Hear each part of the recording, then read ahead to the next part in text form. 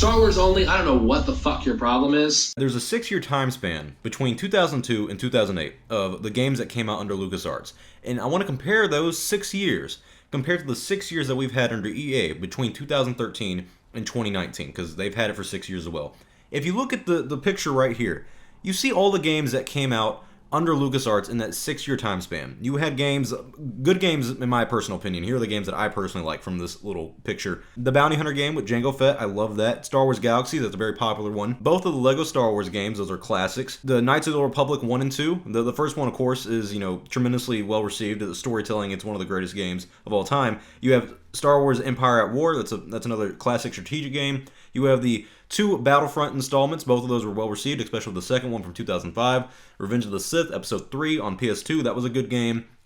Both of the Force Unleashed games, the Jedi Knight Academy games, and also Star Wars Republic Commando. In 6 years, you had that from LucasArts. You want to know what we have under EA in these past 6 years? Battlefront and Battlefront.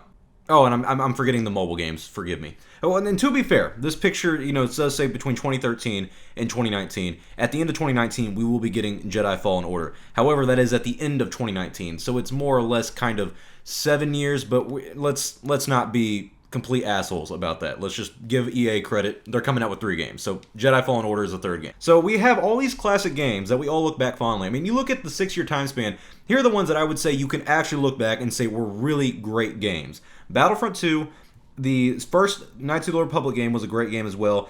Republic Commando was also a really good game as well. I'm not sure if a lot of people would say the Jedi Knight Academy games are great 10 out of 10, 9 out of 10 games. The stories in those were pretty good. The gameplay not amazing. But the point is, in that 6-year time span between LucasArts and EA, you have tremendously different amount of creative input that came from LucasArts compared to what you have under EA.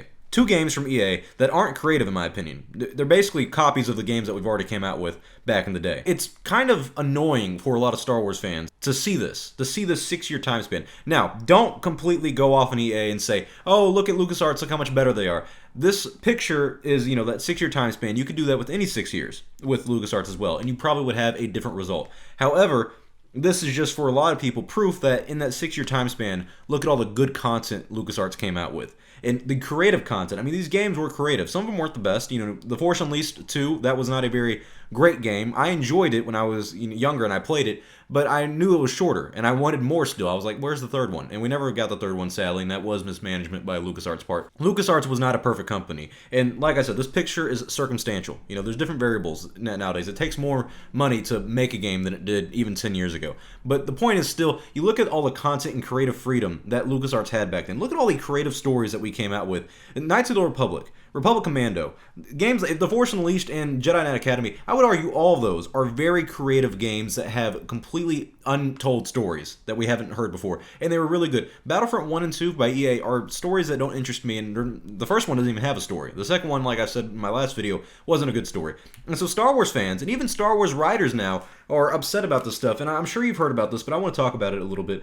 Gary Whitta, he's one of the writers on Rogue One, and Rogue One is one of the most well-received Star Wars movies that came out under Disney. He recently said in an interview the catastrophe, basically, that EA has had with Star Wars franchise. And Gary Whitta does have a little bit of validity when it comes to even the video game industry, because he's worked on projects like Prey, Gears of War, and Telltale's The Walking Dead. So Gary Whitta, when it comes to stories, he knows how to make games. And so he should have some validity when it comes to the story aspect of games. And he talks about it. So let's get the quote that he has.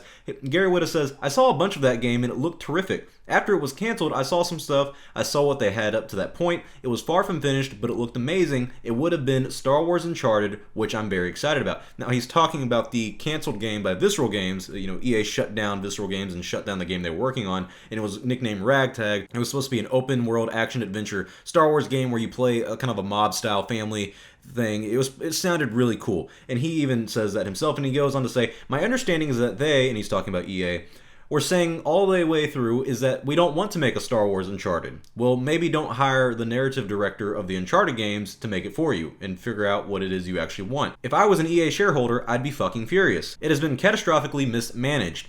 And he's absolutely right. I love what he just says right here. Well, maybe don't hire the narrative director of the Uncharted games to make it for you. Why would you hire Amy Hennig? And I love the Uncharted games, so I'm a little biased. I haven't played them when they came out, but I bought the entire collection, I think, a year ago. Absolutely amazing games. And I would have loved Amy Hennig to come out with her Star Wars game. And the fact that it's a Star Wars Uncharted game, that sounds beautiful and perfect to me. I would have, I give crap to Battlefront 1 and I give crap to Battlefront 2. But for me, it's honest crap. I'm going to give you my honest opinion.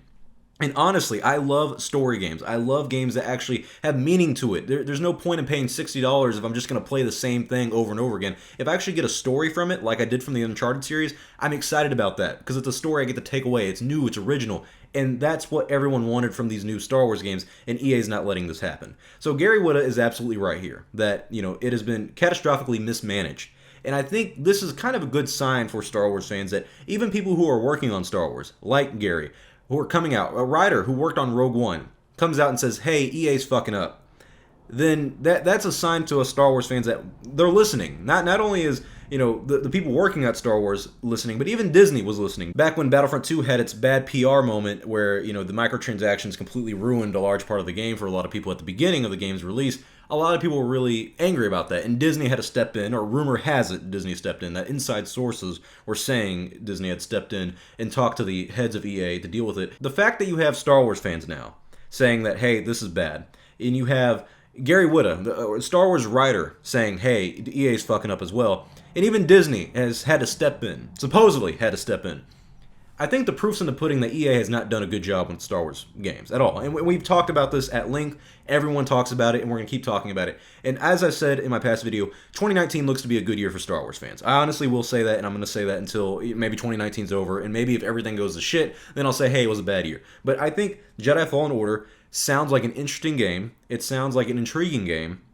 But we don't have much information on it. So hopefully Jedi Fallen Order is a good game by EA, because it's going to be made by Respawn and published by EA, and I hope it's a good one. But so far, EA has really disappointed me. And if you look at the LucasArts, the 6-year time span that LucasArts had between 2002 and 2008, the creative freedom and the content that was coming out was tremendous. They were good games. I mean, to be honest, they were really good games. We all look back fondly at them for good reason, because nowadays they are still playable. They stand the test of time.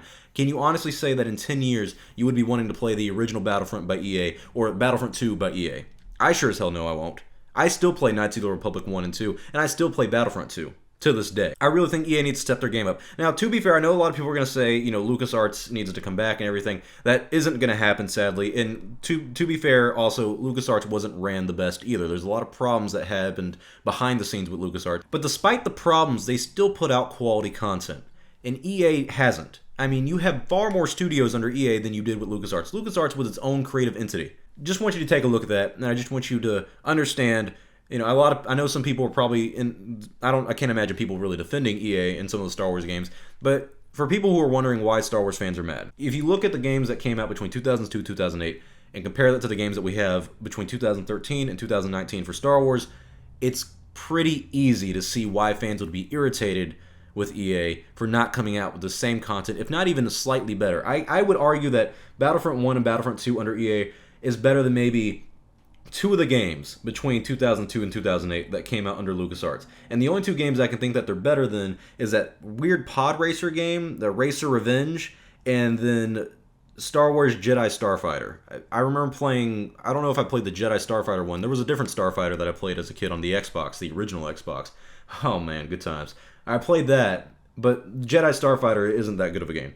You could probably buy all the games between 2002 and 2008 from LucasArts for maybe, I would say, under $100, maybe a little more. I might be wrong. You could buy, these games probably might cost a pretty penny. But I think if you spent $60 just on the games right there, you don't get all of them. Let's say you buy Knights of the Republic 1, 2, and then the Battlefront installments. Let's say all that's below $60. You pay that compared to what you get from Battlefront 2 by EA, I guarantee you're going to have a far better time spending the money on something that LucasArts made than what you will have under EA. So, sorry to reiterate my disappointment with EA yet again in another video, but I just had to come out and say, hey, EA's really been dropping the ball. And you look at the time span that we have between 2002 and 2008, LucasArts knocks the ball out of the park. And we all miss it for very good reason. So comment your thoughts below. What do you guys think about this? And what are your thoughts about the future of Star Wars games? We now have to ask ourselves, who should get the license after 2023? If EA does not get their contract renewed, which I don't think they will at this point, who will get the license and who should get the license? Because for a while I said Bethesda, but after that Fallout 76 debacle, I think Bethesda should stay the hell away from Star Wars games for a while. So Who do you think should replace EA with the contract of Star Wars licensed games? And what do you think is the future of Star Wars games at this point under EA? So comment your thoughts below. I'm Star Wars Only. Hope you guys enjoyed this talk we had. I'll see y'all next time, and may the Force be with you always.